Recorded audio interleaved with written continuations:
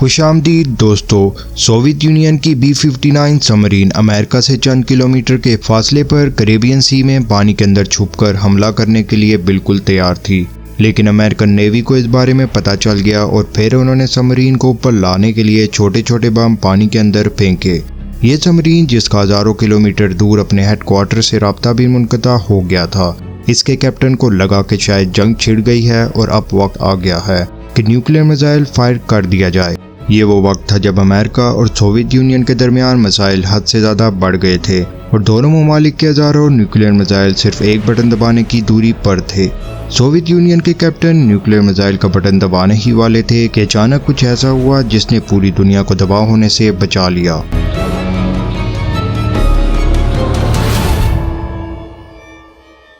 ये वाक़या तारीख के उन 12 दिनों में पेश आया था जब अमेरिका और सोवियत यूनियन के दरमियान कोल्ड वार काबू से बाहर हो रही थी।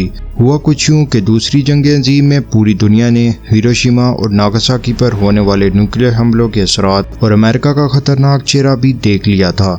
इस वक्त अगर कोई अमेरिका की ताकत का मुकाबला कर सकता था तो वो सोवियत यूनियन था, क्योंकि दूसरी जंग अज़ीम के बाद सोवियत यूनियन वो दूसरा मुल्क था जो न्यूक्लियर टेक्नोलॉजी हासिल करने में कामयाब हो चुका था। उन्होंने बहुत से न्यूक्लियर टेस्ट करके इनडायरेक्टली अमेरिका को ये इशारा दे दिया था कि हम जापान नहीं हैं जो इन हमलों के नतीजे में खामोशी से बैठे रहेंगे। यही वो वक्त था जब सोवियत यूनियन और अमेरिका के दरमियान कोल्ड वार जारी थी। इन दोनों कंट्रीज़ ने एक दूसरे के खिलाफ हर वक्त अपने न्यूक्लियर वेपन तैयार रखे थे, फिर चाहे वो हमला ज़मीन से करना हो, हवा से या फिर समुंदर से। पूरी दुनिया ये अच्छी तरह जानती थी कि अगर दोनों में से किसी एक ने भी न्यूक्लियर हमले में पहल की तो अगला मुल्क भी न्यूक्लियर मिसाइल से ही जवाब देगा और इसके नतीजे में होने वाली तबाही जापान के न्यूक्लियर हमलों से भी बहुत ज़्यादा बदतर होगी। इतनी ज़्यादा कि ख्याल किया जाता है कि शायद दुनिया की 70% इंसानी आबादी इसका शिकार हो जाएगी। इन हमलों को मज़ीद कामयाबी के साथ सरअंजाम देने के लिए अमेरिकी और सोवियत यूनियन के बमर तैयारे हर वक्त हवा में रहते थे। इनकी न्यूक्लियर सबमरीन भी इंटरनेशनल वाटर्स में एक दूसरे से छुपकर इनके एक इशारे का इंतज़ार करती थी। इसके अलावा अमेरिका ने अपने न्यूक्लियर वेपन तुर्की और इटली में भी नस्ब कर दिए थे, क्योंकि ये दोनों ममालिक नेटो के इत्तेहादी थे और सोवियत यूनियन के बॉर्डर के भी बहुत करीब थे, जिसकी वजह से अमेरिका की पोजीशन ज़्यादा मजबूत हो गई, क्योंकि यहाँ से सोवियत यूनियन के मगरबी हिस्से पर हमला करना बहुत आसान होगा। लेकिन जब सोवियत यूनियन को यह खबर मिली तो उन्होंने भी अपने न्यूक्लियर वेपन को अमेरिका के करीब नस्ब करने का इरादा कर लिया। इस काम को अंजाम देने के लिए सबसे बेहतरीन जगह और कोई नहीं बल्कि अमेरिका से 200 किलोमीटर जनूब मशरिक में वाक़या क्यूबा का जजीरा था। इस वक्त क्यूबा में प्रो कम्युनिस्ट हुकूमत थी जो अमेरिका को किसी भी सूरत में बर्दाश्त नहीं हो रही थी। अमेरिका की नज़र में क्यूबा सोवियत यूनियन का इत्तेहादी था, क्योंकि सोवियत यूनियन ही दरअसल कम्युनिज़म का गढ़ था।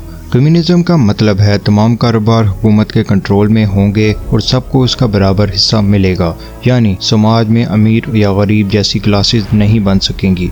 इसके बरक्स अमेरिका चाहता था कि पूरी दुनिया में सरमायादाराना निज़ाम चले, एक तरह की फ्री मार्केट हो, जो भी चाहे कारोबार कर सके और अपना मुनाफा कमा सके। अब अमेरिका अपने बराबर में क्यूबा पर हमला कर वहाँ पर भी सरमायादाराना निज़ाम लाना चाहता था। लेकिन क्यूबा के सदर फेडरल कास्ट्रो को सोवियत यूनियन की हमायत हासिल थी और वो क्यूबा को हथियार भी फराहम किया करते थे। लेकिन क्यूबा के साथ अच्छे ताल्लुकात बनाने की आड़ में सोवियत यूनियन की कुछ और ही सोच थी। इस वक्त के सोवियत सदर निकिता क्रुश्चेव ने क्यूबा के सदर फेडरल कास्ट्रो के साथ एक खुफिया मुआहदा किया कि सोवियत यूनियन अपने इंटरकॉन्टिनेंटल बैलिस्टिक मिसाइल ICBMs को क्यूबा में नस्ब करेगा और इसके बदले में क्यूबा को अमेरिका के हमले से भी बचाएगा। लेकिन इसका दूसरा फ़ायदा ये था कि इस बहाने से सोवियत यूनियन न्यूक्लियर वॉरहेड जनूबी अमेरिका के खित्ते को भी आसानी से निशाना बना सकेंगे। इस मायदे की किसी को भी खबर तक नहीं थी और फिर सोवियत यूनियन ने अपने ICBMs को क्यूबा के मुख्तलिफ मकामात पर इंतहाई खुफिया तरीके से नस्ब करना शुरू कर दिया। लेकिन फिर यह खबर एक अफवाह बनकर पूरे अमेरिका में फैल गई और लोगों में खौफ व हरासा फैल गया कि फ्लोरिडा से सिर्फ 200 किलोमीटर के फासले पर क्यूबा में सोवियत न्यूक्लियर मिसाइल नस्ब कर दिए गए हैं। व्हाइट हाउस ने इन तमाम चीज़ों की तरगीब की और 1962 की रियासती इंतखाबी मुहिम के दौरान लोगों को ये यकीन दिलाया गया कि ये तमाम खबरें बेबुनियाद हैं।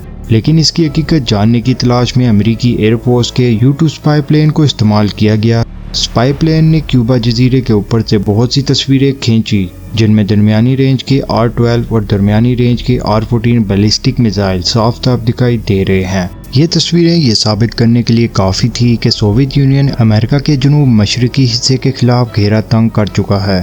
ये खबर अमेरिकन सदर जॉन एफ कैनेडी पर बिजली बनकर गिरी और उन्होंने क्यूबा, जिस पर अमेरिका को पहले ही बहुत गुस्सा था, उनको सबक सिखाने के लिए हवाई हमला करने का फैसला किया। इनका मंसूबा ये था कि फ़िज़ाई हमला करके पहले सोवियत ICBMs को निशाना बनाया जाएगा और फिर पूरी कुव्वत से क्यूबा पर कब्जा कर लिया जाएगा, जो कि काफ़ी पहले से इनका इरादा था। अमेरिकन सदर का ये मंसूबा दरअसल तीसरी जंग अज़ीम को दावत देने के बराबर था, क्योंकि क्यूबा में सोवियत मिसाइलों पर हमला दरअसल सोवियत यूनियन पर हमला तस्वर किया जाएगा और अगर ऐसा हुआ तो दोनों तरफ से न्यूक्लियर वार छिड़ जाएगी, जिसको रोकना किसी के बस की बात नहीं होगी। दूसरी तरफ जब सोवियत यूनियन को अमेरिका के इरादे का इल्म हुआ तो उन्होंने भी अपनी तैयारियां शुरू कर दी। इनकी तैयारी में सोवियत यूनियन की B-59 सबमरीन भी मौजूद थी, जिसका जिक्र वीडियो के आगाज़ में भी किया गया था। इसे क्यूबा के करीब कैरेबियन सी की गहराइयों में छुपे रहने का हुक्म दिया गया था और इस सबमरीन के अमले को मुकम्मल इख्तियार हासिल था कि अगर जंग छिड़ जाती है तो उन्हें न्यूक्लियर मिसाइल लॉन्च करने के लिए मॉस्को से इजाज़त लेने की भी ज़रूरत नहीं है। ये सबमरीन अमेरिकन नेवी से छुपकर पानी की इतनी गहराई में चली गई थी कि इसका मॉस्को से राब्ता भी मुनक़ता हो गया था। अब इसी के साथ अमेरिकन नेवी को भी सोवियत सबमरीन का कैरेबियन सी में होने का शक होने लगा। उन्होंने इस जगह पर छोटे छोटे बम फेंक कर सोवियत सबमरीन को इशारा दिया कि वो ऊपर आके अपनी निशानदेही करवाएं। अमेरिकन नेवी की तरफ से फेंके गए ये बम असल में सिग्नलिंग डेप्थ चार्जेस थे। ये एक एंटी सबमरीन हथियार होता है जो कि अगर इसके करीब फट जाए तो पूरी सबमरीन को तबाह कर सकता है। सोवियत B-59 के अंदर मौजूद कैप्टन ने, जिनका वैसे ही मॉस्को से राब्ता मुनक़ता हो चुका था, उन्हें यह लगा कि शायद जंग छिड़ गई है और अब वक्त आ गया है कि न्यूक्लियर टॉर्पीडो मिसाइल फायर कर दिया जाए। बेशक हमले को मुकम्मल इख्तियार हासिल था, मगर न्यूक्लियर का बटन दबाने से पहले सबमरीन में मौजूद तीनों अफसरान की रजामंदी बहुत ज़रूरी थी।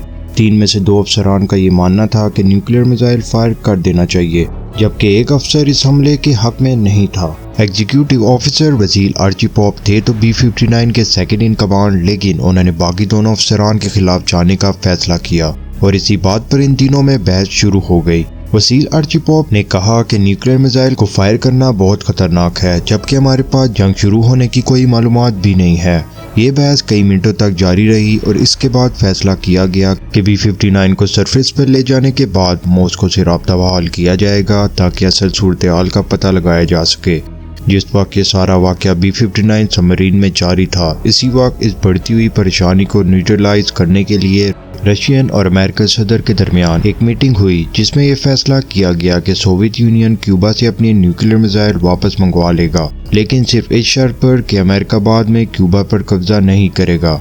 ये तो एक डील थी जो अवाम के सामने रखी गई, लेकिन बाद में ये बात भी सामने आई कि अमेरिका ने इस बात पर भी हामी भर ली है कि वो इटली और तुर्की से भी अपने न्यूक्लियर मिसाइल हटा लेगा। 12 दिनों तक चलने वाली इस जंग को आज दुनिया क्यूबन मिसाइल क्राइसिस के नाम से जानती है। इन 12 दिनों में मसाइल इतने बढ़ गए थे कि दोनों ममालिक ने अपने न्यूक्लियर मिसाइल स्पेस तक भेज दिए थे। इनका मानना था कि अगर हम बच गए और जंग शुरू ना हुई तो ये मिसाइल स्पेस में ही तबाह कर दिए जाएंगे, और अगर हम ना बच सके तो ये मिसाइल सीधा अपने टारगेट पर गिरेंगे। लेकिन चूंकि ये क्राइसिस अब ख़त्म हो चुके थे, इसलिए न्यूक्लियर मिसाइल को स्पेस में ही तबाह कर दिया गया। दूसरी तरफ जब B-59 सबमरीन कैरेबियन सी की सरफेस पर पहुंची तो उन्होंने मॉस्को से राब्ता किया, जिस पर उन्हें वापस सोवियत यूनियन जाने का ऑर्डर मिला। हिस्टोरियंस का मानना है कि एग्जीक्यूटिव ऑफिसर वसील आर्चीपॉप दुनिया के वो शख्स हैं जिनके इस तरीक़साज़ फैसले की वजह से आज हम दुनिया में मौजूद हैं, वरना ये न्यूक्लियर वार इतनी शदीद होती कि शायद इस दुनिया में इंसानों का कोई नामो निशान बाकी ना रहता। उम्मीद है ये वीडियो आप भरपूर लाइक और शेयर करेंगे। वीडियो को आखिर तक देखने का बहुत बहुत शुक्रिया। मिलते हैं आपको अगली शानदार वीडियो में।